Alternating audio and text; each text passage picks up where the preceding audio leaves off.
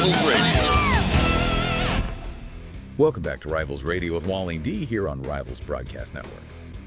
Well, another week of college football is in the books, and it was definitely chaotic.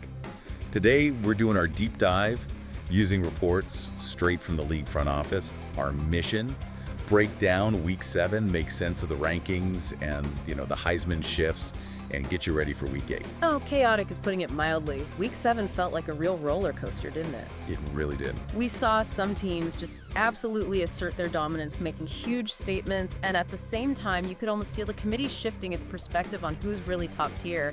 The stakes are just climbing higher and higher as we head towards the middle of the season. Yeah, definitely. Let's start with those statement wins, because a few teams didn't just win, they sent a message loud and clear. Look at number 2, Michigan. 62-7 over Rutgers. That wasn't just a game. No, that was a declaration. Like, the Big Ten runs through us. It was just so clinical. I mean, you see the QB Bean stat line, 488 yards, 6 TDs. Incredible. Incredible. But it wasn't just the passing. They ran for over 100 yards, too. Physical at the line, and the defense just shut Rutgers down completely. That's total control. That's the kind of performance that makes other teams pretty nervous. Right. And then you look over at, say, number 8, Oklahoma.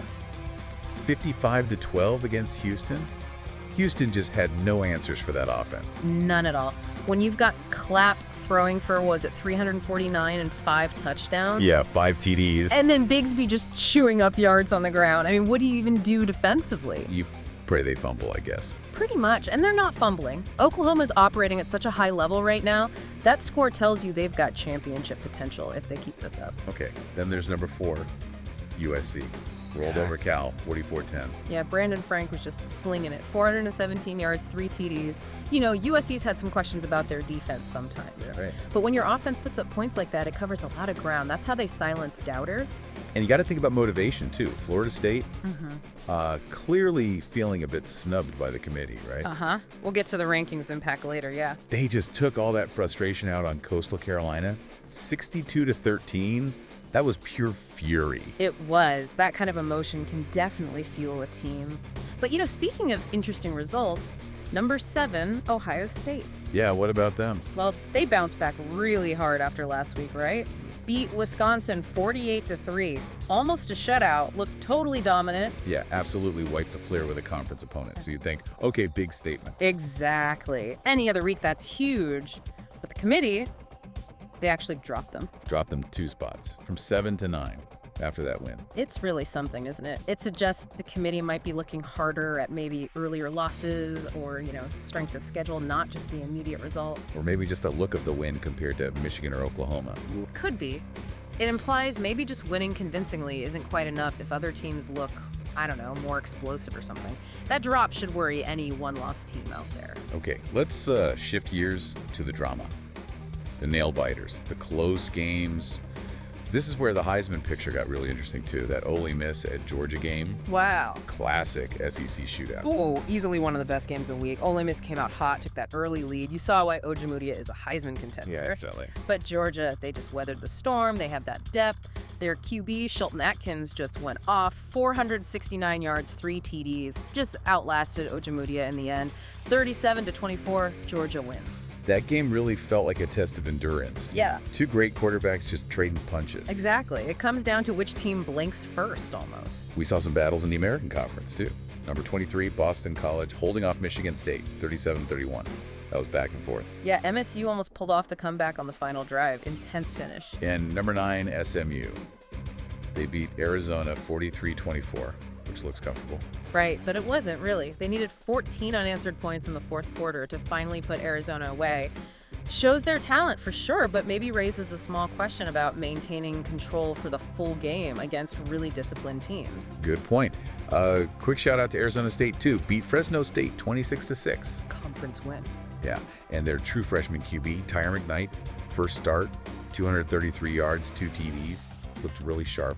That's definitely a name to watch for the future at ASU. Nice debut. And we saw some grit elsewhere, too.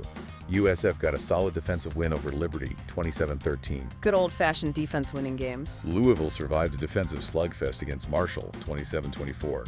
Came down to the wire. Last-second drive, onside kick recovery needed. Real grinder. And Kansas, keeping their SBC title hopes alive, silencing some critics with a 27-24 win over Troy. A lot of young talent stepping up there. Yeah, that was a big one for them. And that Florida at Texas A&M game felt like both teams fighting for their SEC lives, you know? Told you, back and forth, but Banks and A&M pulled it out 31-20, survived another week. Okay, so all that action, it really did rearrange the national picture. Let's dig into the top 25 fallout. Right. The top 5 held firm. Clemson, Michigan, Georgia, USC, Texas, 1 through 5, no change. But then that Ohio State drop from 7 to 9, that really opens the door a bit. It does, and you see who benefited. Boston College moves up 2 spots to number 21 after beating Michigan State. Yeah, and maybe more interesting than newcomers. 3 teams crack in the top 25. Memphis is in at 23. Okay. Jacksonville State debuts at 24. Wow. And Middle Tennessee grabs the number 25 spot. That's great to see. Shows the committee is looking beyond just the Power 5, rewarding quality wins. Absolutely recognizes parity. Okay, let's talk individual stars, national players of the week. Some monster performances. Let's start with offense. Neo Jedkins, running back, Florida State. Oh my goodness. The numbers are just almost silly. 20 carries, 278 rushing yards. It's nearly 14 yards a carry. And 6 touchdowns. 6. It's just a legendary performance. Truly transcendent day for him. And on the other side of the ball, Chris Love, safety, Ohio State. Even with the team dropping, he stood out. He was everywhere. Yeah. 11 tackles, 2 TFLs, 2 interceptions, 3 pass breakups. And a pick 6. And a touchdown. Yeah, I mean, talk about impacting the game in every possible way from the safety spot. Just phenomenal. And that offensive performance is why the Heisman race just got completely flipped upside down, right? Exactly. Neo Jedkins, fueled by that 6 TD game, vaults all the way to number 1 in the Heisman voting. Wow. From maybe being on the radar to number 1. That's a huge jump. Massive momentum shift. He leapfrogged some really established guys. Yeah, now it's Judkins at 1, then Duke Smoot at 2, Keon Hunter 3, Robert Ogemudia drops to 4. After that loss to Georgia, yeah. And Shelton Atkins from Georgia moves into the top 5 at number 5. When a running back makes that kind of jump, it just tells you how undeniable his impact was. Voters couldn't ignore that production. Gotta keep perspective though, right? Let's dive into the season stats overall. Right, because Ojemudia at Ole Miss still leads the nation in passing yards, 2,564. It's a lot of yards. And maybe the most important number, 0 interceptions. Still hasn't thrown one all year. 0. Wow. That kind of ball security, that efficiency, that keeps him right in the thick of the Heisman conversation no matter what Judkins did in 1 week. Fair point. And while Judkins leads rushing now, 1,135 yards and 14 TDs. Don't sleep on Bigsby at Oklahoma. He's right there, 972 yards. He's closing in on 1,000 himself. So that race is tight at the top too. Very tight. But defensively, you have to talk about North Carolina. Yeah. What's standing out And though? 16 sacks already. Look at the national leaderboards. Their guys are everywhere. Swain leads the country in sacks with 16 and tackles for loss with 22. 16 sacks already. Good grief. And his teammate, Lockheed, leads the nation with 8 interceptions. 8 picks. Wow. To have 2 guys from the same defense leading those huge categories, that points, really elite coaching and scheme, coordinated pressure. That's a massive edge heading into the second half. Okay, so that brings us to week 8. The UNC defense, FSU surge, Ole Miss needing a bounce back.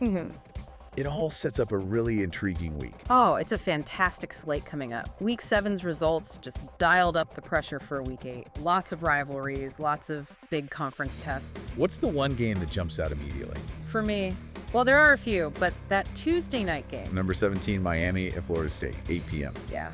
That feels like must-see TV. Can FSU build on that momentum against a ranked rival? Can Judkins stay hot? That's a huge one. What else? Wednesday, you've got number 23 Memphis, fresh off cracking the rankings, going to number 16 TCU. Big test for Memphis, prove they belong. Exactly. Their credibility is on the line right away. Win and they're validated. Lose and maybe they were just a flash in the pan. Then Thursday night's got a doubleheader. Number 12 Notre Dame and number 19 Pitt at 6 p.m.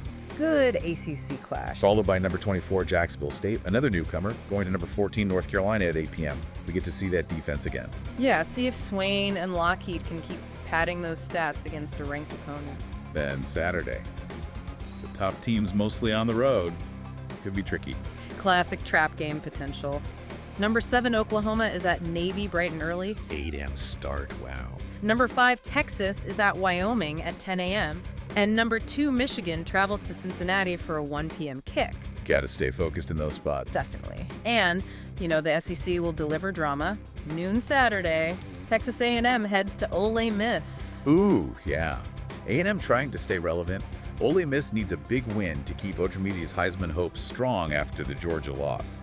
That'll be intense. It absolutely will. Yeah. Before we finish up, just a quick note for fans following the Pro League side of things. Okay. We're hearing from the front office that they've finished up the logo and uniform aesthetic upgrades. They're planning to start teasing those new looks pretty soon. Oh, nice. People have been waiting for those. Exciting stuff for the Pro League. Yeah, should be cool to see. And just one more reminder. If there's anyone out there seriously interested in pro organization ownership, now's the time to reach out. Contact the league board members. Contact the commissioner directly. That February draft date is getting closer faster than you think. Good advice. The clock is definitely ticking there.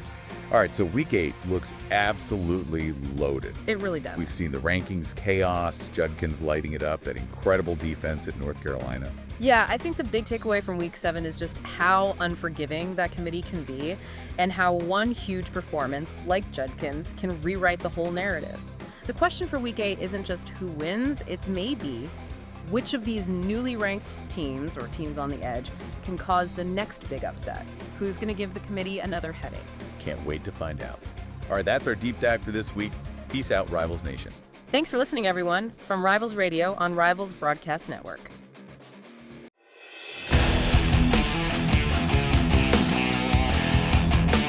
It's Rivals Radio.